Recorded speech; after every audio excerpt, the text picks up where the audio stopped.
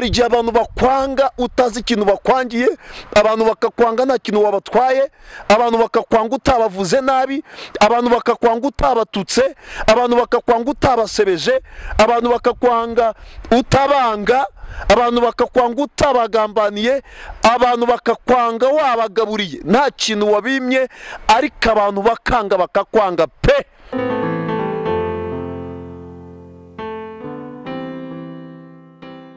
Murakoze cyane bene data nshuti z'umusaraba, ndabashuje mu izina rya Yesu. Nanone ni Pastor Maurice Mukomeza, nongeye kuza kubana namwe ku Nzira y'Ijuru TV, kandi amahoro y'Imana akomeza abe muri mwe. Reka dusenge Imana maze tuganire ku ijambo ry'Imana. Data, mu izina rya Yesu, izina ryawe ryubahwe kandi rihabwe icyubahiro, ubuntu bwawe n'imbabazi bikomeze bibane natwe, kandi neza itubeho maze tubashe kumva no kumvira iby'ijambo kubw'icyubahiro cyawe mu izina rya Yesu, amen. Reka dusome ijambo ry'Imana mu gitabo cya mbere cya Mose cyitwa Itangiriro, ibice 37, umurongo wa 3 n'uwa 4, turasimbuka dusome no 23. Isiraheli atonesha Yosefu, amukunda birusha iby'abana be bose, kuko ari we yabyaye ashaje, amudodeshereza ikanzu ndende. Bene se bamenye yuko se amukunda birusha ibyabo bose, baramwanga, ntibajya bagira ineza bamubwira. 23. Yosefu ageze kuri bene se, bamwambura ya kanzu ndende. Yesu ashimwe cyane. Ndagira ngo tuganire iri jambo ry'Imana. Ushobora kuba atari ubwa mbere ryumvise, ushobora kuba atari ubwa mbere usomye Itangiriro, ushobora kuba atari ubwa mbere ubanye natwe, ushobora kuba atari ubwa mbere uteranye, ariko ijambo ngiye kuvuga birashoboka yuko ari ubwa mbere ugiye kuryumva. Yesu ahimbazwe cyane.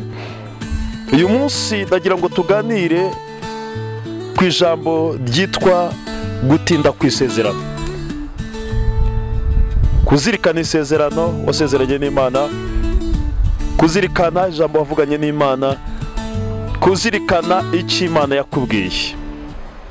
Yesu ashimwe cyane. Iyo utinze ku isezerano cyangwa iyo utinze ku cyo Imana yakuvuzeho, byanze bikunze Imana ikugeza aho yakubwiye cyangwa yagusezeranyije.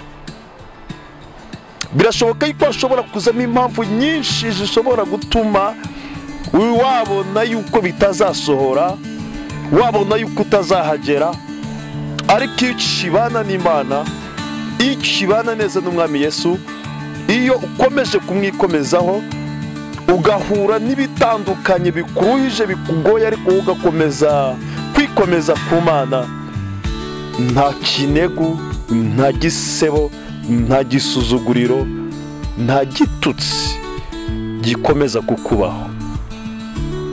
Imana ihimbazwe cyane. Ijambo ry'Imana tumaze gusoma mu Itangiriro riratwereka neza ubuzima n'amateka bya Yosefu. Yosefu yavutse mu muryango w'iwabo kwa Isiraheli cyangwa kwa Yakobo. Yakobo niwe wahindutse Isiraheli. Bibiliya iratubwira ngo se yaje kumukunda cyane amaze kugira imyaka 17. Umwana w'umusore w'umunyembaraga, muto mu bandi, ariko ubona ufite ubwenge, ugaragaza iby'ubwenge, ugaragaza kumva, ugaragaza mbese itandukaniro ryiza n'abandi bana bavukana. Isa amaze kumukunda, Bibiliya tubwira ngo amudodeshereza ikanzu nziza ndende imubereye nk'ikimenyetso cy'ibyiza ku buzima bw'umwana we, nk'ikimenyetso cy'uburyo bwiza amutekereza. Ikanzu ya mbere yambaye yayambitswe na se. Ndashaka kukubwira andi makanzu 6 abantu bamwambitse atari kugira ngo bahishe ubwambure bwe, ahubwo ari ukugira ngo bangize ubuzima bwe. Yesu ahimbazwe cyane. Isa amaze kumwambika ikanzu nziza, byatumye bene se bamugirira ishyari, nabo bamwambika ikanzu nise ikanzu y'ishyari. Ikanzu ya kabiri yambaye yambitswe na bene se ni ikanzu y'ishyari. Uyu munsi ndakubwira amakanzu 7 Yosefu yambaye. Nawe uraza kumbarira amakanzu wambaye, utekereze n'abayakwambitse. Haleluya. Amaze kwambikwa na bene se ikanzu y'ishyari, ishyari riba ishyari, ishyari rirabazonga. Abavandimwe ba Yosefu baramwanga, ntibamukunda, ntibamwishimira, ariko akomeza kubana n'Imana, akomeza gutindana n'Imana, akomeza kwikomeza ku Mana, nubwo yarazi neza yuko hari ishyari. Kugeza ubwo yarose, barangije baravuga ngo yararose ngarota imiba 12, ngo 11 igwa imbere y'umuba wuwe yubamye. Umuba wa Yosefu urakomeza urema, indi 11 ngimwikubita imbere. Maze bene se bagira umubabaro ukomeye, baravuga ngo umva, mbese ushatse kuvuga yuko uzatubera umwami? Ushatse kuvuga yuko uzatuyobora? Imana ishimwe cyane. Arangije kuko zari inzozi, yumva ni ibintu birangiriye aho ngaho, aza kongera kurota. Bibiliya tubwira ngo barushaho kumwanga. Iyo ni ikanzu ya kabiri yambitswe na bene se yo kumwanga. Kwangwa n'abantu. Hari igihe abantu bakwanga utazi ikintu bakwangiye, abantu bakakwanga nta kintu wabatwaye, abantu bakakwanga utabavuze nabi, abantu bakakwanga utabatutse, abantu bakakwanga utabasebeje, abantu bakakwanga utabanga, abantu bakakwanga utabagambaniye, abantu bakakwanga wabagaburiye nta kintu wabimye, ariko abantu bakanga bakakwanga pe. Iyo kanzu Yosefu nawe yarayambaye, kandi yambitswe n'abavandimwe. Ntabwo nzi wowe abantu bakwambitse ayo makanzu, sinzi uwo kwambitse iyo kanzu ndende,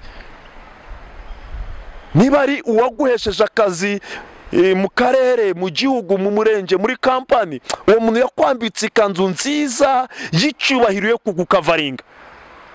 Ariko uza guhura n'abandi bantu bakwambika andi makanzu, bakugirira ishyari. Nyuma y'ishyari bakwambika indi kanzu yo kukwanga. Birashoboka ko izo kanzu uzambaye cyangwa wazambaye muri ubu buzima cyangwa kugeza uyu munsi, ukaba ari cyo kibazo ufite. Ikanzu ya kane ni ikanzu yo gutabwa mu rwobo. Iyo kanzu nayo yarayambaye. Ibyo byose ntabwo yabikorewe n'abantu batamuzi, yabikorewe n'abavandimwe be bwite. Uyu munsi waburira ukavuga ngo ndimo ndakorerwa ibingibi n'umuntu twamenyanye. Yosefu we yabikorewe n'abantu avukana nabo, bonse ibere rimwe mu maraso amwe.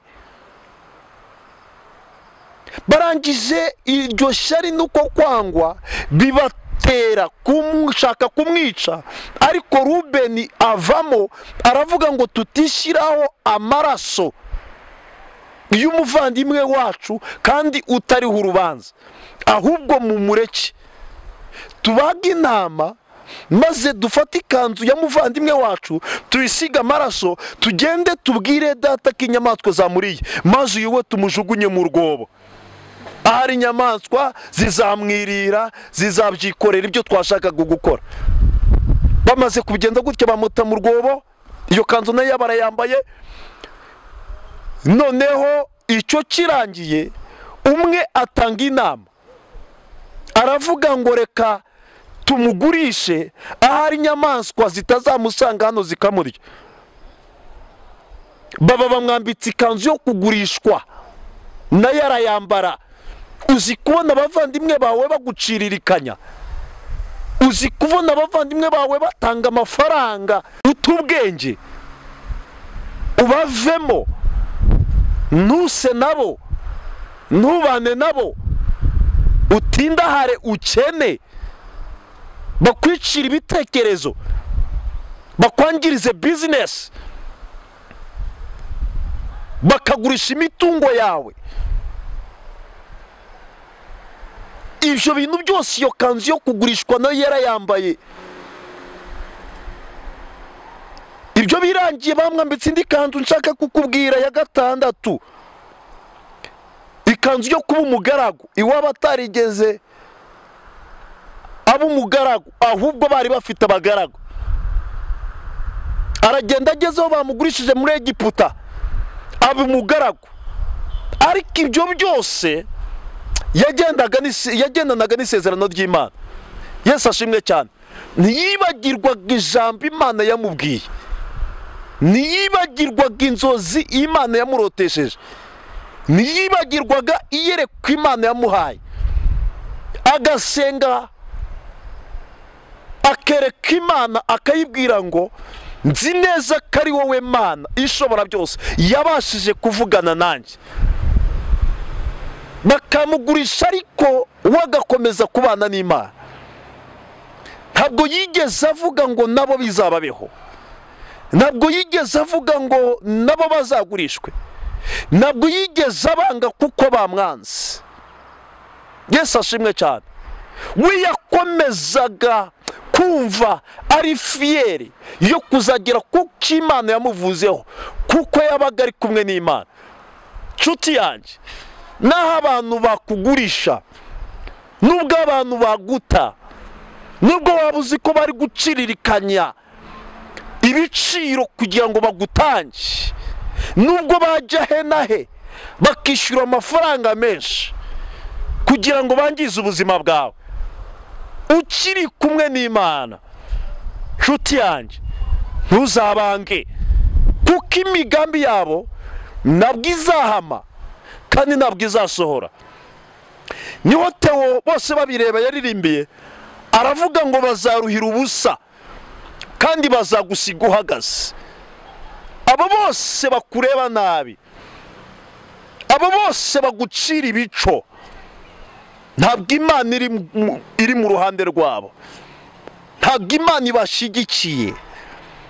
Ubwo rero Imana igushyigikiye, ntabwo bazakubasha. Ijambo ry'Imana riravuga mu Baroma 8:31 ngo ubwo Imana iri mu ruhande rwacu tuvuga iki? Ngo ubwo itimanye umwana wayo ibasha kumuduhana n'ibindi byose. Nawe waca mu bikomeye, nshuti yanjye, izaguha byose nk'uko yabigambiriye. Nubwo wasigara wenyine, izaguha bya bindi nk'uko yabivuze. Nubwo bakureba bakakubeshyera byinshi bibi, ariko Imana yo ntikiranirwa. Bibiri ijambo ry'Imana ravuga mu Kuva 23:19 ngo Imana si umuntu ngo ibeshye. Nshuti yanjye, niyo yabivuze no kubikora izabikora. Bace hasi bace hejuru, barara amajoro cyangwa babireke, ntabwo bashobora kuburizamo umugambi w'Imana ku buzima bwawe. Imana niyo mukunzi ukeneye muri ubu buzima. Kuri uyu munsi wa none, Dawidi yarabivuze muri Zaburi ya 18, hamaze kubona hagurukiwe n'abantu ndetse n'isi, abona ukuntu Imana irwana kandi ikanesha, aravuga ngo Uwiteka we, ndagukunda ni wowe mbaraga zanjye. Nshuti yanjye, wowe wari ubonye ibibazo bibaye byinshi, ukumva ushatse kujya kure y'Imana, hari uburyo Imana yakurwanirira, ubuzima bwawe bukongera bakagenda neza. Uyu munsi wongera wikomeze ku Mana, wibuke amateka yahashize, uburyo nabwo Imana yagendanye nawe mu bihe byari bikomeye. Wongere nawe uyibwire ijambo rikomeye, uyibwire ngo Uwiteka we, ndagukunda ni wowe mbaraga zanjye. Yesu ahimbazwe cyane. Ibuka cya gihe byayoberanye n'Imana yahabaye, ibuka cya gihe ujya kubyara mama niyo yabikoze, kandi nubwo nabo bari bakoze, nubwo bari bagurishije ubuzima bwawe, nubwo bari bagambaniye ubuzima bwawe ngo nujya kubyara ntibigende neza, ariko burya nabwo Imana yarahabaye. Ibuka cya gihe papa cyagiye mu kazi bashaka kukwirukanisha, Imana ikahaseruka ikahaba, aho kugira ngo wirukanwe hakaza promosiyo, burya nabwo niyo yahabaye. Ibuka cyagiye muri cyamunara bashaka guteza ibyawe n'impapuro zamaze kwandikwa, ariko abantu bari hafi aho ngaho bitegereje kuvuza impundu, babonye usohowe mu nzu yawe, babonye ikibanza cyawe gitanzwe, babitegereza bakabona ntibibaye, nawe ukabasha kubona ineza y'Imana ku munsi mubi nk'uwo. Iyo Mana yabikoze niyo iri kumwe nawe mu bihe by'intambara nk'ibi. Ijambo ry'Imana riravuga mu Byakozwe n'Intumwa 28:6 ngo babandi bategereje yuko ari bubyimbe cyangwa ari bupfa kindutse, ngo bamaze umwanya munini bakibitegereje, ngo babona ntacyo abaye, barahindura baravuga bati ni Imana. Nshuti yanjye, igihe kiraje kandi kirasohoye, mu gihe ugiye gutindana n'Imana bazahindura, bazamenya ko usenga, bazamenya ko ufite Imana nzima, bazamenya ko ufite Imana y'amahoro, bazamenya ko ufite Imana ishoboye, bazamenya ko ufite Imana y'imbaraga, bazamenya ko ufite Imana inesha. Abantu wizeye bakuvuyeho, ariko amaboko y'Imana yo aracyagufasha. Haleluya! Yikomezeho, irahari ngo ikwibuke, irahari ngo iguhitamururire, irahari ngo ikwiyereke. Yarabisenza bisaba Imana Dawidi muri Zaburi 86:17 aravuga ngo unyereke ikimenyetso cy'ibyiza, kugira ngo abanyanga bose bakirebe bamware, bamenye ko ntabaye ukamara umubabaro.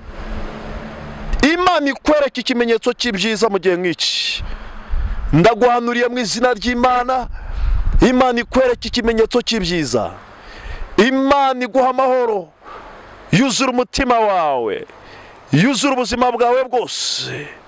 Ndahanuye mu izina rya Yesu ngo message nziza y'umugisha wari utegereje uyu munsi uyibone kuri telefone, uyu munsi uyibone mu ibaruwa. Ndahanuye mu izina rya Yesu ibyiringiro wari ubuze uyu munsi bikugereho, amasaha 24 atararangira. Nuba ugendanye n'Imana, niba ukibana n'Imana neza, ndaguhanuriye mu izina rya Yesu ubwiza bw'Imana bugaragare ku buzima bwawe. Haleluya! Yesu ashimwe cyane. Birashoboka yuko wageze mu bikomeye ukajya mu ntege nke ugatandukana n'Imana. Garuka mu nzira igororotse nshuti yanjye, n'Imana idahinduka. Amakanzu bakwambitse ntashobora gukuraho icyo Imana yakuvuzeho. Reka amagambo bakuvuze ntashobora kuburizamo umugambi w'Imana. Ibisebo, uruvugo ntabwo bishobora gukuraho icyo Imana igambiriye ku buzima bwawe. Nyemera dusengane Imana. Ndumva hari ibindi bihe Imana igiye guha abantu bakomeje gutindana nayo. Ndumva hari ubundi bwiza Imana igiye gusiga abantu babanye nayo. Ndumva hari ikindi cyubahiro Imana igiye kugarura. Ndumva hari andi mashimwe Imana igiye kuremera abantu bayo. Ndumva hari ibindi birori Imana igiye kurema. Ijambo ry'Imana riravuga muri Nahumi 2:2 ngo dore mu mpinga y'imisozi amaguru yuzanye inkuru nziza, akamamaza iby'amahoro. Yuda we, komeza ibirori byawe byera, higura imihigo, kuko umunyabibi atazongera kunyura iwawe. yatsembweho pe. Hari ibirori Imana igiye kurema ku buzima bwawe. Ihangane ugendane nayo nubwo bimeze bityo. Garura umutima wawe, wongere uwushyitse ku Mana.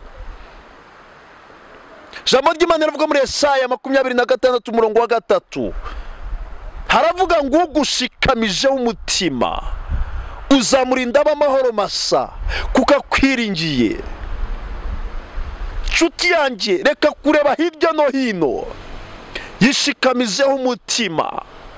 Izabikora kandi izabikora neza, izabikorera kwiyubahisha. Nta bwoba bw'ibihe, uri kumwe na Data. Nyemerera ugaruke dusenga Imana. Nyemerera nshuti, aho uri hose, aho wicaye hose, aho uhagaze hose, umwanya urimo wose, nyemerera wongere ugaruke, nge nawe tube mu mwanya umwe. Ahari tubwire Imana aho twavuye tukagwa, maze twihane, maze dusubire ku isoko. Hari icyo Imana igiye kuturemera. Yesu ahimbazwe cyane. Wararirimbaga Imana ikanezerwa, warabwirizaga Imana ikanezerwa, wari umunyamasengesho mwiza ikanezerwa. Nyemerera nshuti yanjye, ibihe nibyo byakumazemo imbaraga. Nubwo muri ibyo bihe, muri ibyo bihe byo gutandukana n'Imana nta nyungu nabwo wakuyemo, nyemerera ugaruke ku isoko, twongere twuzure umwuka wera, tugendane n'Imana mu bukene, mu bibazo. Hari amateka Imana iteguye guhindura. Yesu ahimbazwe cyane. Haleluya. Wowe utarigeze umenya Yesu uhindura amateka, wowe utarigeze umenya Yesu uhindura ubuzima, wowe utarigeze umenya Yesu utanga ubugingo, ndagira ngo mukubwire, ni umwami w'amahoro, ni umubyeyi udahemuka. Yahozeho mbere na mbere, kera kose, isi itararemwa. Nyemerera umwakire, yaguhoza amarira, yakunezeza. Ijambo ry'Imana riravuga muri Yeremiya 17 umurongo wa 7, wahirwa umuntu wiringira Uwiteka, Uwiteka nawe akamubera ibyiringiro. Oh, haleluya. Uwiteka akubera ibyiringiro. Uyu mwaka ukubera umwaka wo kwiringirwa n'Imana, wo gusubizwa n'Imana, wo gutegerereza mu Mana. Hari icyo Imana ishaka kuremera abayitegereza bose. Reka duce bugufi dusenga Imana, uyisabe imbabazi. Irazifite, ifite imbabazi zisumba ibyaha byacu.